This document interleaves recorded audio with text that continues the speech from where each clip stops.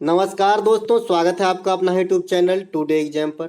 दोस्तों, RRB group D 2022 आज तक जितने भी शिफ्ट में एग्जाम हुए, एक भी ऐसा शिफ्ट नहीं गया जहां आवर्त सारणी से प्रश्न नहीं पूछा गया हो।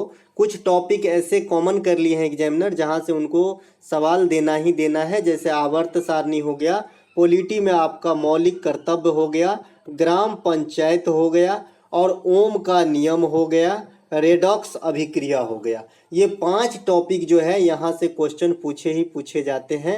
तो मैं आज आप लोगों के लिए आवर्त सारणी पर आधारित ये वीडियो बना रहा हूँ।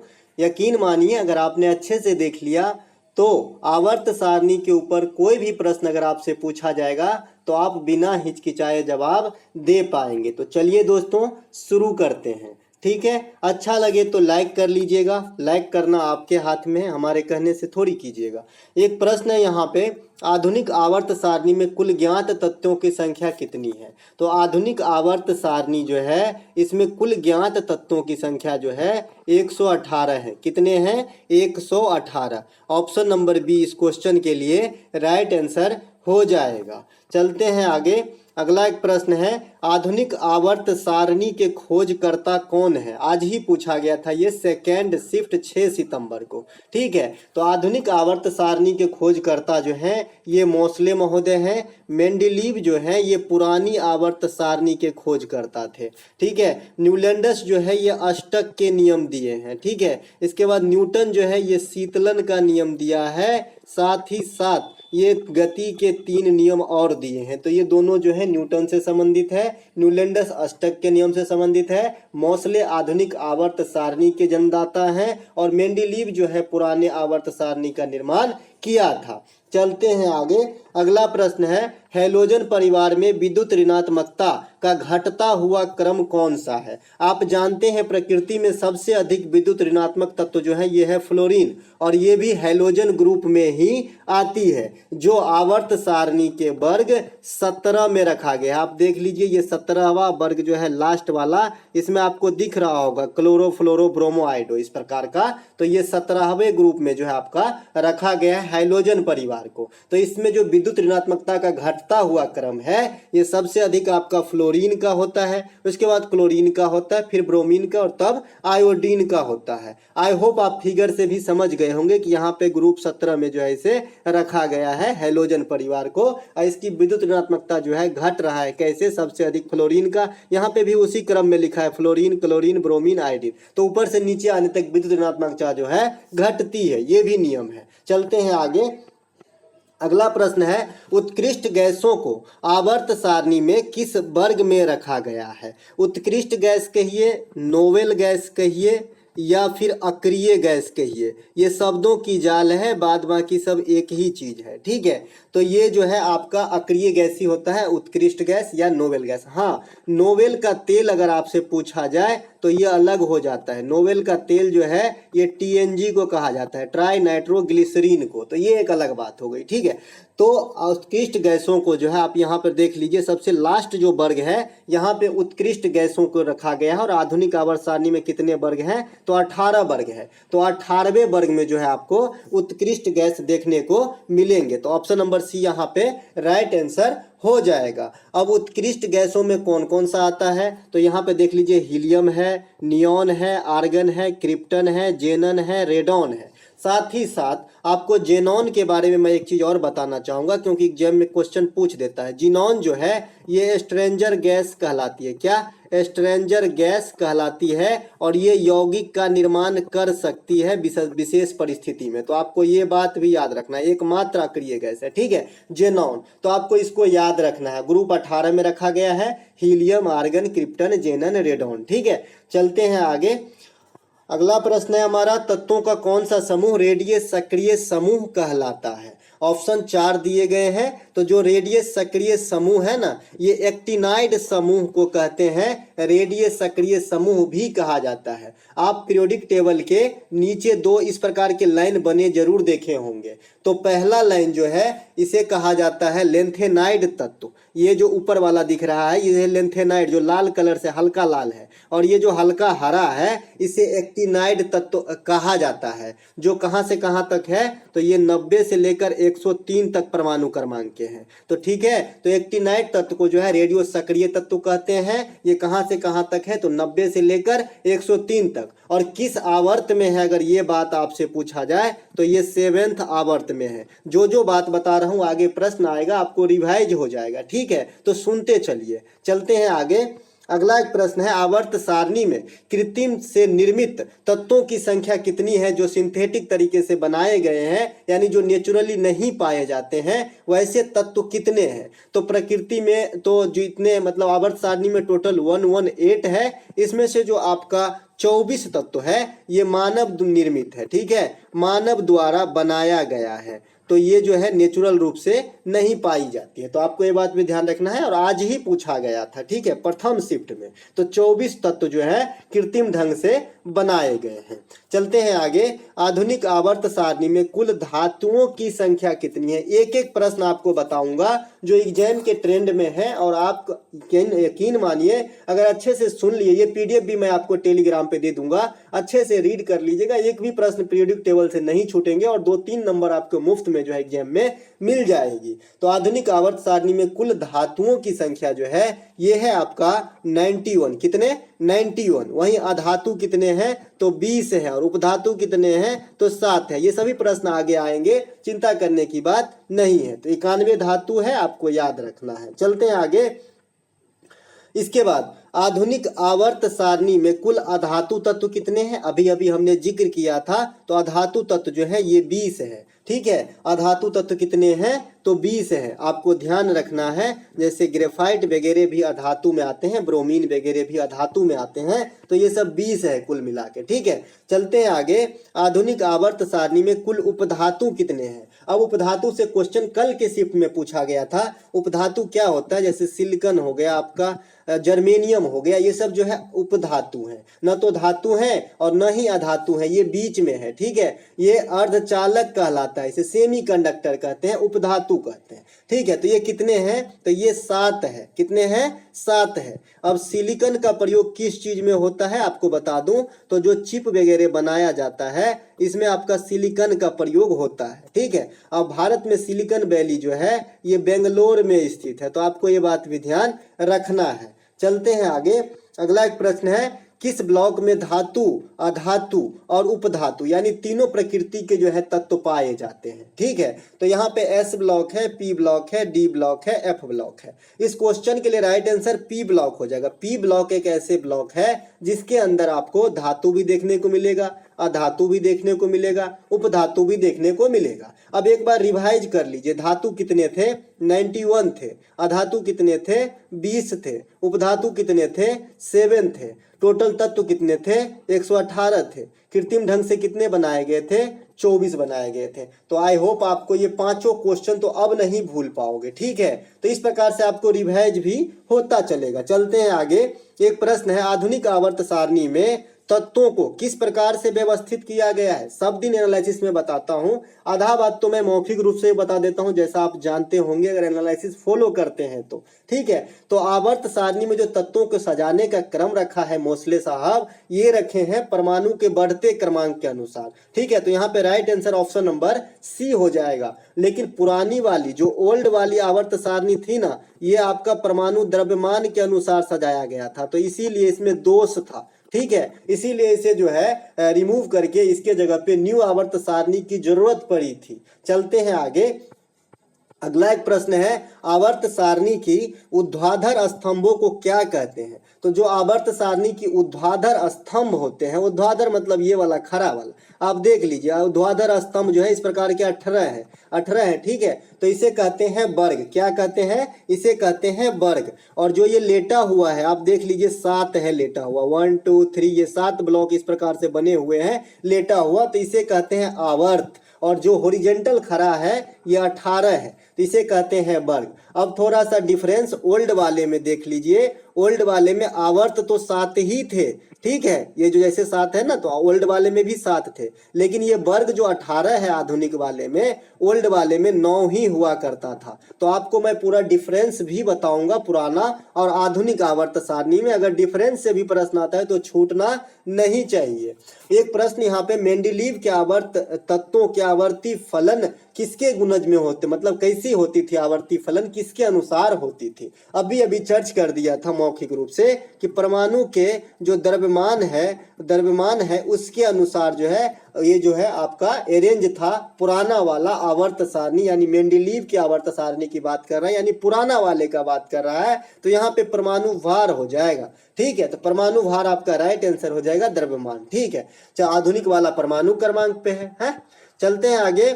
एक प्रश्न यहाँ पे, तत्वों के वर्गीकरण से संबंधित त्रिक के नियम का प्रतिपादन किसने किया था। प्रथम शिफ्ट में पूछा गया था, यही क्वेश्चन एग्जैक्ट पूछा गया था, और यकीन मानिए ये क्वेश्चन आधा मैं कल ही टाइप कर लिया था, लेकिन किसी कारणवश आपको वीडियो नहीं दे पाया, क्योंकि आप जानते हैं सभी शिफ्ट का एनालिसिस कराता हूं, इसके बाद ड्यूटी भी जाता हूं। जैसा कि आप जानते हैं मैं भी इंडियन रेलवे से जुड़ा हुआ एक कर्मचारी हूं, तो काम भी देखना पड़ता है, साथ ही साथ आप लोगों के साथ भी जुड़े हैं, तो काफी व्यस्तता में भी आप लोगों के लिए वीडियो ला रहा हूं।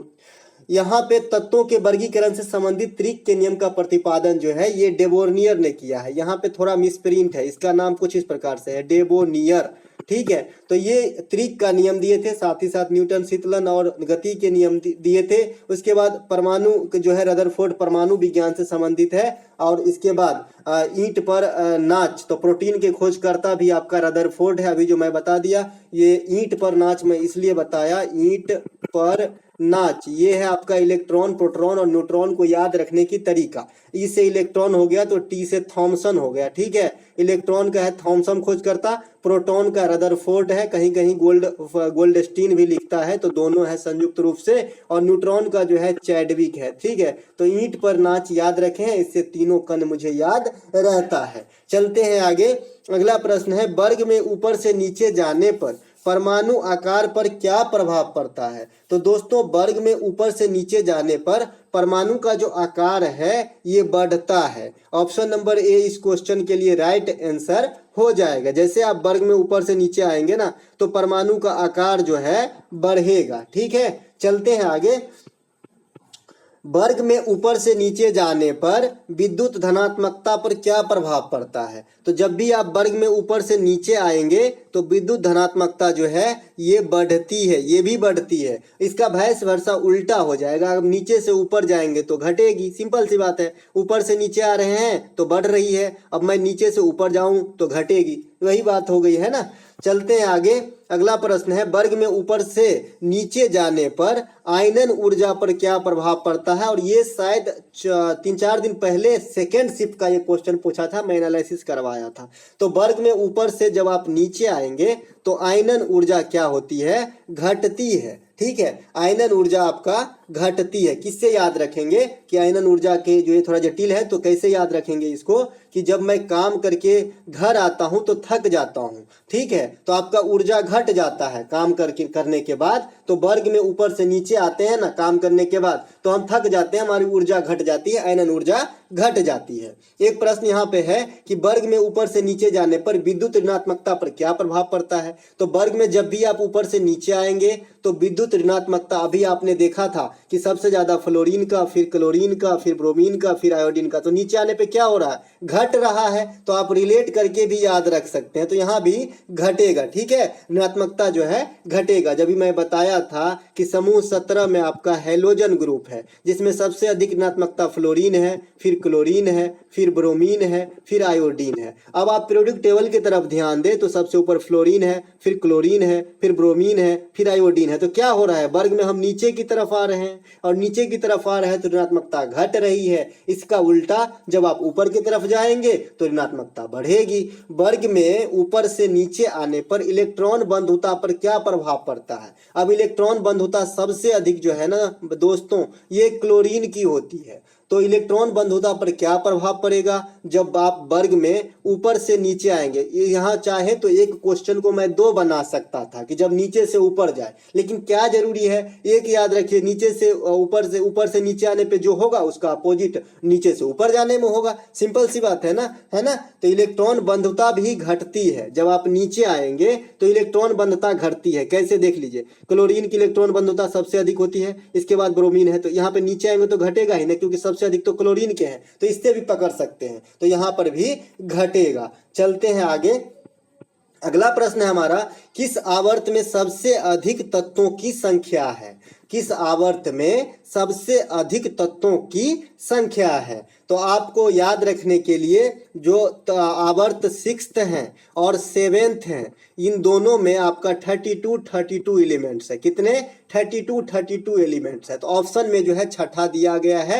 इस क्वेश्चन के लिए ऑप्शन नंबर बी आंसर हो जाएगा। लेकिन आपको याद रखना है कि छठे और सातवें दोनों में 32 एलिमेंट होते हैं, जो लेंथेनाइड और एक्टिनाइड तत्व होते हैं। ये इन्हीं वर्ग से रिलेट है। आप यहाँ से देखेंगे, यहाँ से एक पिन मारा रहता है, ऐसे ये ऐसे जुड़ा रहता है, ठीक है, ये ऐसे जुड़ा रहता है, तो ये भी काउंट में आते हैं छठे और सातवें आवर्त के लिए, ठीक है। तो 14 लेंथेनाइड और एक्टिनाइड में 14 तत्व हैं, और बाद बाकी 32 में से घटा दीजिए, जो बचेगा 18 जो है इनके आवर्त में है। तो ये टोटल मिला के जो है 32 तत्व हो जाते हैं छठे और सातवें में।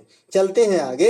लेंथेनाइड या एक्टिनाइड ग्रुप में तत्वों की संख्या कितनी होती है? अभी बताया कि ये जो नीचे आप देखते हैं आवर्त सारणी में, लाल वाला आपका लेंथेनाइड है और नीचे वाला आपका एक्टिनाइड है। एक्टिनाइड आपका जो है 90 से 103 तक के परमाणु क्रमांक में है, यानी 14 है। और आपका लेंथेनाइड जो है ये 58 से लेकर 71 तक है, तो ये भी 14 है। तो चाहे लेंथेनाइड की बात करें चाहे एक्टिनाइड की बात करें, ये दोनों आपका 14 होता है। ऑप्शन नंबर सी यहाँ पे राइट आंसर हो जाएगा। अभी आपने देखा कि छठा आवर्त और सातवां आवर्त में सबसे अधिक तत्व होते हैं, क्योंकि ये भी 14 काउंट होंगे और 18 तो पहले से है, ये भी 14 काउंट होंगे, 18 तो पहले से है, तो 32 हो जाएंगे। अगर आपसे कोई पूछे कि एक आवर्त में मैक्सिमम नंबर ऑफ एलिमेंट्स कितने हो सकते हैं, तो 32 है, ठीक है, आधुनिक आवर्त सारणी में। चलते हैं आगे। एक प्रश्न, प्रकृति में सबसे अधिक चालकता किस धातु की होती है? तो प्रकृति में सबसे अधिक चालकता जो है ये अर्जेंटम की होती है। ये देखिए, ये रहा अर्जेंटम, एजी की होती है, चांदी की होती है। सबसे अधिक चालकता अर्जेंटम की होती है, चांदी की होती है। और चांदी की परमाणु क्रमांक की बात कर ले तो ये 47 नंबर पे बैठे हैं। कितने नंबर पे? 47 नंबर पे। इसका अयस्क पूछा जाता है तो एर्जेंटाइट जो है इसका प्रमुख अयस्क है, तो आपको ये भी ध्यान रखना है। चलते हैं आगे। अगला प्रश्न है हमारा, प्रकृति में कौन सी धातु सदा मुक्त अवस्था में पाया जाता है? मुक्त अवस्था क्या होता है मैं आपको पहले बता चुका हूं कि मुक्त अवस्था मतलब जो ओर के रूप में यानी अयस्क के रूप में नहीं पाया जाता है। कुछ धातु हैं जो अयस्क के रूप में पाया जाता है, कुछ ऐसे धातु हैं जो अयस्क और शुद्ध दोनों रूप में पाया जाता है। अयस्क कहने का मतलब क्या है कि पदार्थ का अशुद्ध अवस्था है। कोई भी पदार्थ है उसका अशुद्ध अवस्था अयस्क होता है। जब इसको शुद्ध किया जाता है तो हमें शुद्ध पदार्थ प्राप्त होती है। तो सोना एकमात्र ऐसा धातु है जो शुद्ध पाया जाता है, ठीक है। चांदी भी शुद्ध पाया जाता है, ध्यान रखिएगा, एकमात्र नहीं बोल सकते, चांदी भी शुद्ध ही पाया जाता है और सोना भी शुद्ध पाया जाता है, ठीक है। उसके बाद आपको बता दूं कि ये तांबा जो है ये शुद्ध भी पाया जाता है और अयस्क के रूप में भी पाया जाता है। तो मुक्त और संयुक्त दोनों अवस्था इसे कह सकते हैं, दोनों अवस्था में पाया जाता है। साथ ही साथ जो औरम है इसका परमाणु क्रमांक आपका याद रखना है 79। और जो सोना है इतना महंगा इसलिए है कि ये किसी भी अम्ल में नहीं गलता, एकमात्र अम्ल है जिसका नाम है अम्लराज। ये अम्लराज में गल जाती है, जिसे अंग्रेजी में जो है एक्वारेजिया कहा जाता है। क्या? एक्वारेजिया कहा जाता है। एक्वारेजिया किस चीज से मिलके बनते हैं ये भी आपसे पूछा जाता है। तो 3HCl प्लस HNO3 के संयोग से जो है एक्वारेजिया को बनाया जाता है। हाइड्रोक्लोरिक अम्ल प्लस नाइट्रिक अम्ल बोलते हैं HNO3 को। चलते हैं आगे। साथ ही साथ प्रकृति में सबसे अधिक नमनीय धातु होता है ये, इसीलिए 2 ग्राम सोना आप खरीद लेते हैं और हो सकता है कि आप उसे चेन भी बना ले और बन जाती है। चलते हैं आगे। अगला प्रश्न है हमारा, प्रकृति में कौन सी धातु मुक्त और संयुक्त दोनों अवस्था में पाया जाता है। अभी अभी मैंने जिक्र कर ही दिया है कि मुक्त अवस्था किसे कहते हैं, फ्री स्टेट, और संयुक्त अवस्था किसे कहते हैं, कंबाइंड स्टेट। तो जो अयस्क के रूप में पाया जाता है इसे है अयस्क और शुद्ध दोनों के रूप में पाया जाएगा, ये ऐसा है आपका तांबा है, अभी अभी बताया था। ठीक है, अब तांबा की परमाणु क्रमांक की बात आप करेंगे तो ये 29 नंबर पे बैठे हैं। कितने नंबर पे, 29 नंबर पे बैठे हैं। चलते हैं आगे। अगला एक प्रश्न है हमारा, भूप्रपटी पे सबसे अधिक मात्रा में पाए जाने वाली धातु है। वैसे भूप्रपटी पे सबसे अधिक ऑक्सीजन पाया जाता है, फिर स्थान आता है सिलिका का। ठीक है, लेकिन यहाँ पे धातु की बात हो रही है तो ऑक्सीजन तो धातु है नहीं, सिलिका भी धातु नहीं है, ये तो आपका क्या है, उपधातु है। ठीक है, तो ये सब जब धातु नहीं है तो आपको जो है आपको क्या हो जाएगा, तो आपका एल्युमिनियम सबसे अधिक धातु हो जाएगा भूप्रपटी पर। अब ये भूप्रपटी क्या वाला है, तो पृथ्वी के 3 मुख्य भाग होते हैं। मान लीजिए ये है आपका पृथ्वी जिस पे हम खड़ा है, यहाँ पे कोई बच्चा खड़ा है। ठीक है, तो ये पृथ्वी के 3 भाग हैं। तो ये सबसे ऊपरी वाला भाग, ये वाला जो मैं बॉक्स बनाया, ये आपका भूप्रपटी है। इसके बीच में स्थित है मेंटल, ये है मेंटल, एम लिख देता हूँ। और सबसे नीचे जो है इसे क्रोड बोलते हैं, सी लिखता हूँ। इसी क्रोड को शुद्ध हिंदी में गुरुमंडल भी बोला जाता है, ध्यान रखिएगा। और इसी क्रोड में जो है नीफे की बहुलता पाई जाती है, यानी निकेल और फेरस। निकेल और फेरस किसे बोलते हैं, लोहा का। तो ये जो है आपको जो है केंद्र में या क्रोड में निकेल फेरस की बहुलता पाया जाता है। प्रॉपर्टी पे जो है सियाल पाया जाता है, SiAl, सिलिका और एल्युमिनियम, सिलिका और मैग्नीशियम, सीमा। तो सियाल और सीमा जो है आपको भूप्रपटी पे पाया जाता है। और जो सबसे निचला भाग है वहां निकेल और फेरस पाया जाता है। ध्यान रखिएगा 3 भाग होता है, क्रस्ट, मेंटल और क्रोड। तो क्रस्ट को जो है हिंदी में भूप्रपटी कहा जाता है। आई होप आपको क्लियर हुआ होगा। धातु पूछा गया है इसीलिए एल्युमिनियम आंसर होगा। एक प्रश्न यहाँ पे, एकमात्र अधातु जो विद्युत के सुचालक होते हैं, अपवाद है ये। देखिए पेंसिल बनी है इससे, इसका मतलब आप समझ गए हैं कि क्या है ये। तो ये है आपका ग्रेफाइट, ये है आपका कार्बन का अपरूप। क्या है, कार्बन का अपरूप है। हीरा, ग्रेफाइट, ये सभी कार्बन के अपरूप है। कोयला भी कार्बन के अपरूप है, यहाँ से भी क्वेश्चन काफी आ चुके हैं। फुलेरीन भी जो है कार्बन का अपरूप है। तो ये सब कार्बन के अपरूप है। तो ग्रेफाइट भी कार्बन के अपरूप है, जो एकमात्र अधातु होते हुए भी विद्युत के सुचालक होते हैं। और इसका इस्तेमाल जो है पेंसिल बनाने में होते हैं। साथ ही साथ नाभिकीय रिएक्टर का आपने नाम सुना होगा, जिसे फर्मी ने बनाया था। और ये नाभिकीय विखंडन के सिद्धांत पे कार्य करता है। इसमें न्यूट्रॉन जो है ईंधन का कार्य करता है। और इसी प्रकार ग्रेफाइट जो है मंदक का काम करता है। साथ ही साथ भारी जल भी मंदक का काम करता है, जिसे D2O लिखते हैं। और कैडमियम और बोरॉन का क्षार जो है ये आपका नियंत्रक क्षार के रूप में काम करता है। आई होप काफी सारे क्वेश्चन यहाँ पे आपको क्लियर हुआ होगा। चलते हैं आगे। अगला एक प्रश्न है, कौन सी धातु कमरे के तापमान पे लिक्विड फॉर्म में पाया जाता है। तो एकमात्र धातु जो पारा है, इसके बाद गैलियम भी कुछ विशेष हद तक पाया जाता है। तो पारा जो है, Hg जो है, मरकरी जो है, ये आपके कमरे की टेम्परेचर कितनी होनी चाहिए, 25 से 28 डिग्री। तो इस पे जो है आपका जो है द्रव लिक्विड फॉर्म में पाया जाता है। एक प्रश्न यहाँ पे है कि कौन सी अधातु कमरे के तापमान पे द्रव अवस्था में पाया जाता है। तो जो अधातु ब्रोमीन है, ब्रोमीन हैलोजन ग्रुप से संबंध रखता है। भाग 17 में इसे रखा गया है। और ये जो है आपका धातु है, और ये जो है कमरे के टेम्परेचर पे द्रव अवस्था में पाया जाता है। इसकी परमाणु क्रमांक 35 है। चलते हैं आगे।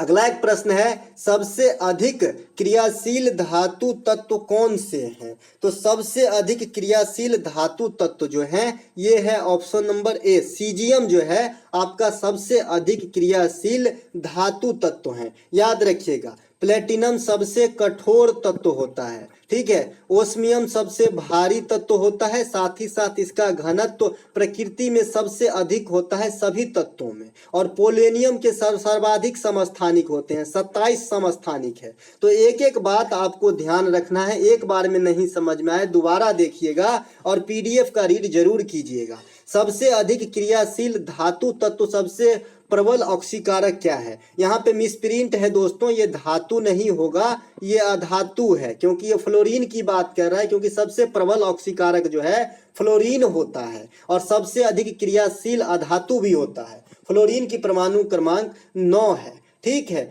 चलते हैं आगे, ये भी हेलोजन ग्रुप के हैं। चलते हैं आगे, एक प्रश्न है यहाँ पे, एक प्रश्न यहाँ पे रखा गया है कि हड्डी जो है, रोग यहाँ पे मिसप्रिंट है, हड्डी और दांतों का निर्माण किससे होता है? तो हड्डी और दांतों का निर्माण जो है आपका कैल्शियम और फास्फोरस दोनों के संयोग से होते हैं। आपसे क्वेश्चन पूछ लिया जाता है कि दांत की हड्डी किसकी बनी होती है, तो आपका आंसर होता है try calcium phosphate, try calcium phosphate. ठीक है, चलते हैं आगे। साथ ही साथ यहाँ पे जब मिल्क का सीन आ गया है तो इसके बारे में थोड़ा सा बता देते हैं। दूध में जो है आपका लैक्टिक अम्ल पाया जाता है। ठीक है, लैक्टो शब्द जहां भी जुड़ा रहे आप समझ लीजिए कि दूध की बात कर रहा है। लैक्टोबैसिलस नाम सुने होंगे, जीवाणु है जो दही जमाने में काम आता है। लैक्टोमीटर का आपने नाम सुना होगा, जिससे दूध की शुद्धता मापी जाती है। तो ये सब दूध से संबंधित बात मैं आपको बताया। साथ ही साथ इसमें केसीन नामक प्रोटीन पाया जाता है, जिसके कारण इसका रंग जो है सफेद होता है। चलते हैं आगे, एक प्रश्न यहाँ पे है कि किसी तत्व के चतुर्थ कक्षा में अधिकतम इलेक्ट्रॉन की संख्या कितनी हो सकती है? आपको मैं एक सूत्र बताता हूं, उसी से आप इस क्वेश्चन का आंसर मुझे पोस्ट कर दीजिएगा। ठीक है, तो आपका सूत्र क्या होता है?